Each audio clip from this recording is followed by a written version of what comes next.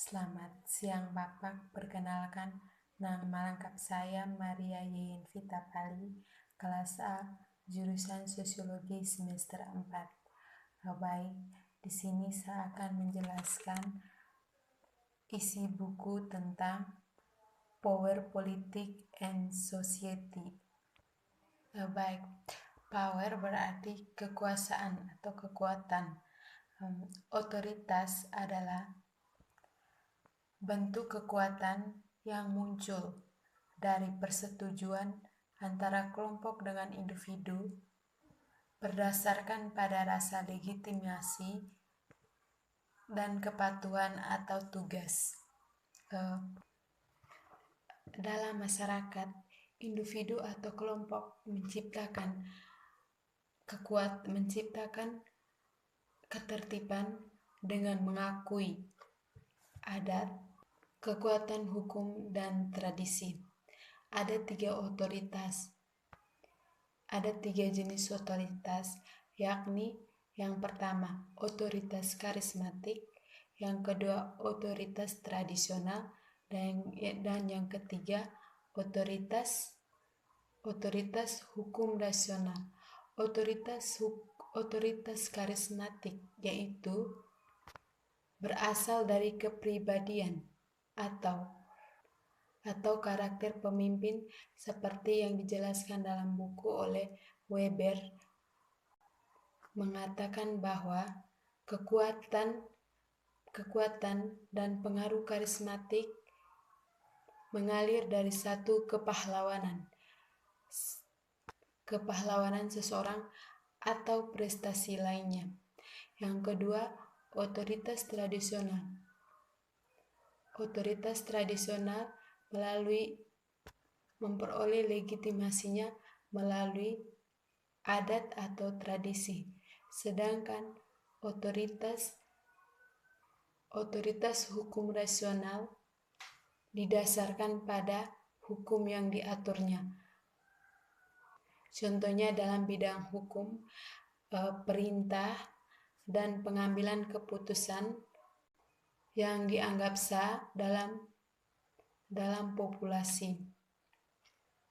Bersifat dinamis dalam konfliktual dalam kekuasaan ruang publik atau kondisi atas negara.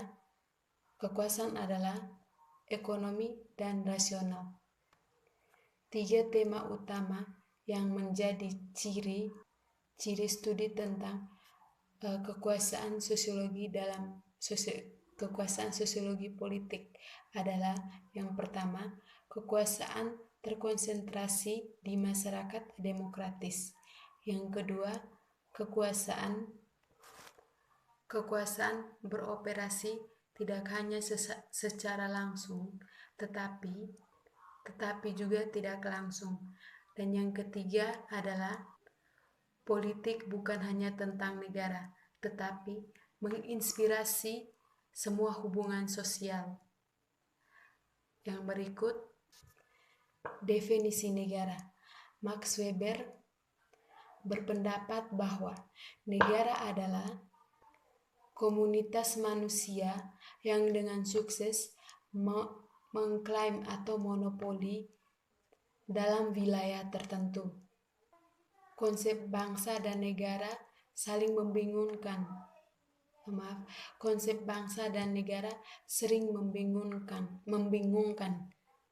atau dianggap identik. Konsep-konsep ini adalah bangsa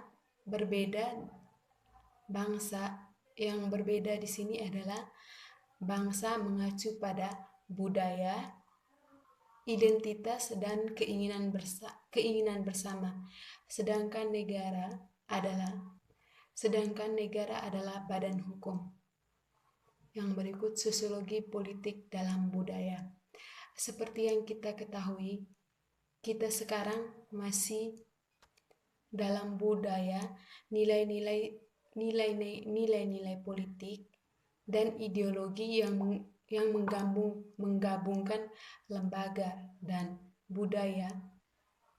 Budaya memainkan banyak peran dalam proses sosial yang berkaitan yang terkait dengan distribusi dalam kekuasaan.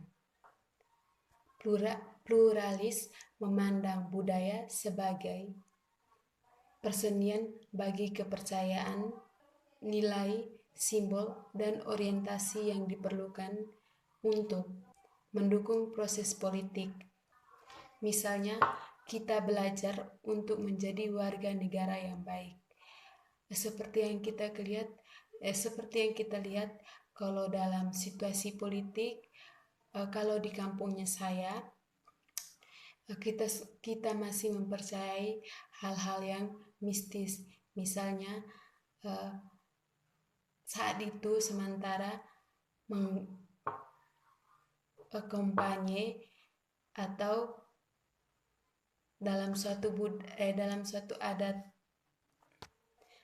adat kita, kalau melakukan kegiatan atau mengadakan kampanye, sebelum kita makan, kita harus simpan di tempat yang telah ditentukan.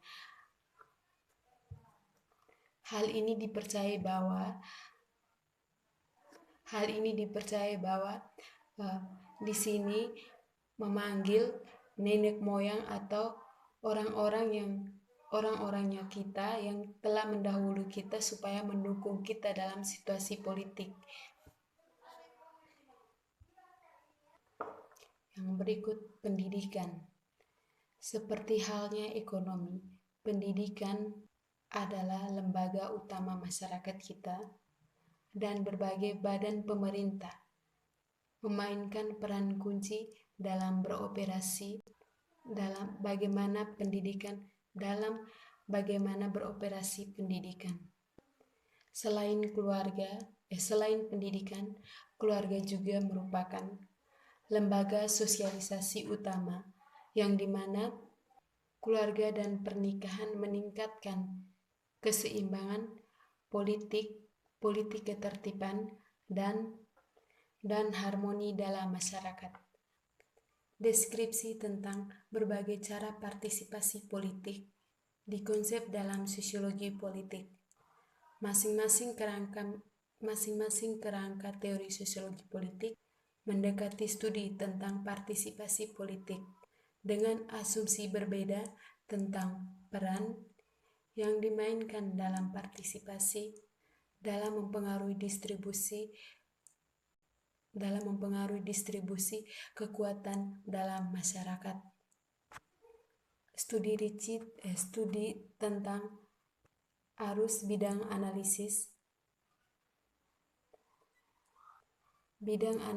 dalam sosiologi politik terkait dengan bentuk partisipasi politik yang sangat spesifik, antara lain yang pertama adalah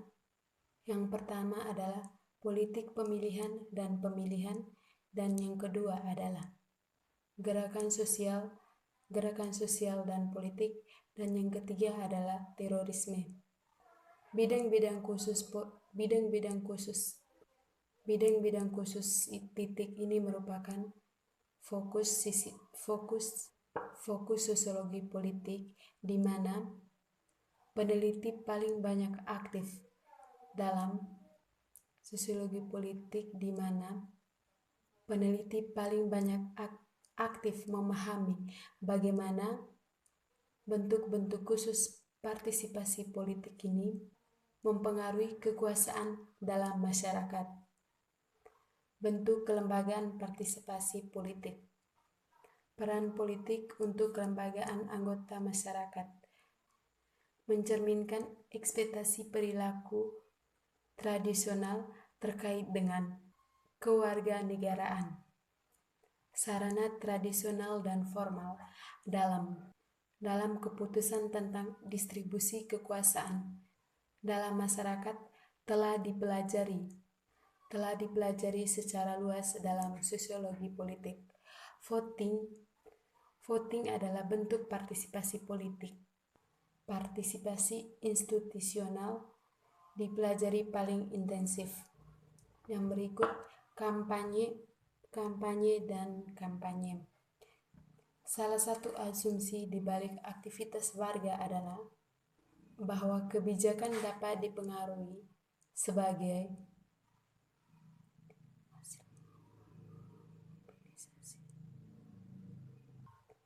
hasil memobilisasi pemilih untuk memilih kandidat tertentu atau mengumpulkan tanda tangan pada petisi oleh kebijakan oleh dewan setempat.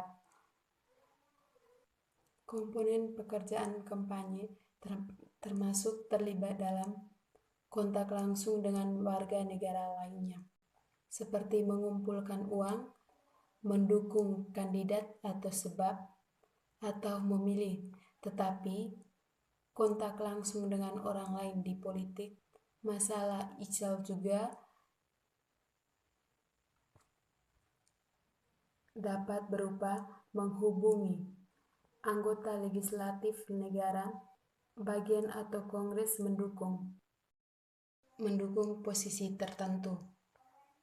Pada kampanye di mana akses pejabat terpilih dapat datang lebih dengan mudah sebagai akibat dari kontak terlokalisasi, keterkaitan usia dan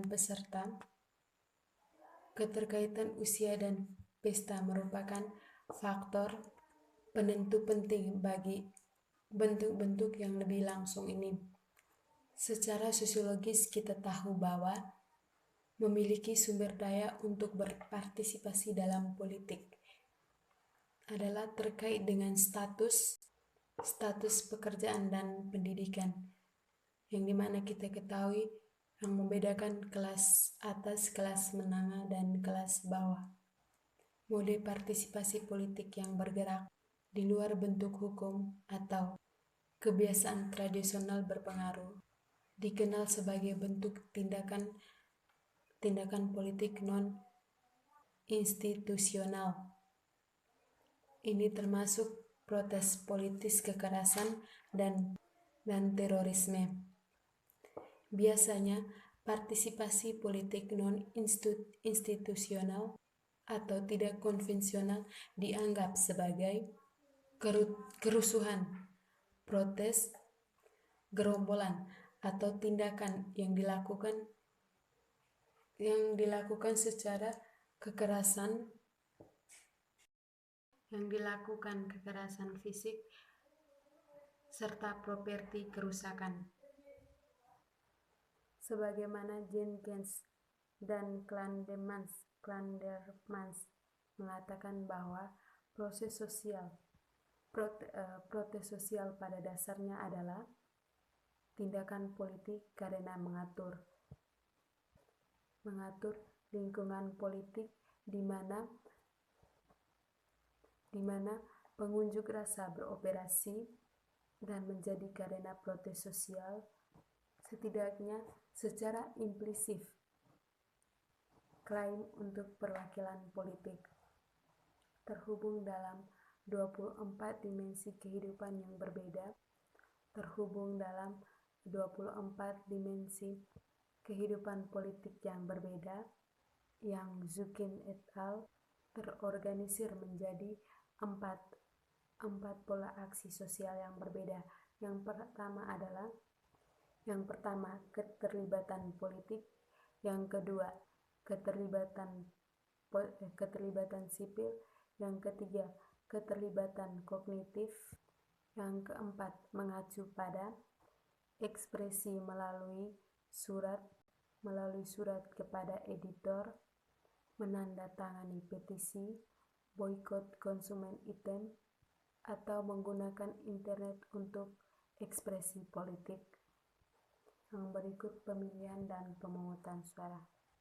Dalam kerangka pluralis, pemungutan suara dan pemilihan umum yang bebas adalah unsur utama negara demokrasi.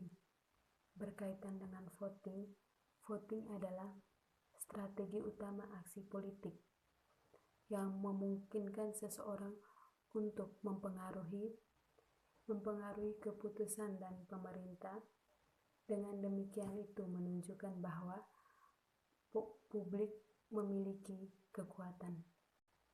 Secara tidak langsung, para pemilih dapat menentukan arah kebijakan dengan memilih antara atau di antara kandidat atau partai dengan tujuan kebijakan yang berbeda.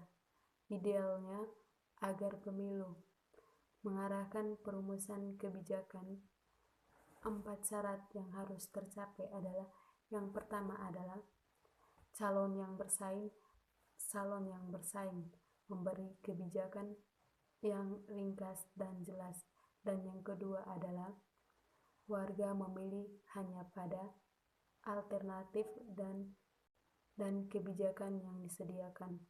Yang ketiga, pemegang jabatan yang dipilih mematuhi kampanye mereka. Yang berikut gerakan sosial lama dan baru dibandingkan dan dikontraskan mencatat bahwa beberapa gerakan lebih cenderung untuk fokus pada masalah kelas, sedangkan yang lain lebih peduli tentang identitas politik. Gerakan sosial harus dipandang sebagai bagian kunci dari sosiologi politik. Kekerasan politik termasuk terorisme, perang, dan genosida. Mempertimbangkan penggunaan politik kebencian yang dapat mengakibatkan genosida dan bentuk-bentuk lain dari kekerasan yang disetujui negara terhadap penerimaan negara Zen. Globalisasi adalah salah satu dari neologisme yang aneh yang sering digunakan tetapi jarang didefinisikan. Sifat globalisasi yang beragam dan berbagai cara istilah yang digunakan untuk menciptakan dan ambiguitas. Komponen globalisasi yaitu saling ketergantungan, yang berarti kita hidup di dunia yang saling terhubung yang dimana kita saling membutuhkan untuk bertahan hidup. Terima kasih Bapak, sekian dari saya. Selamat siang.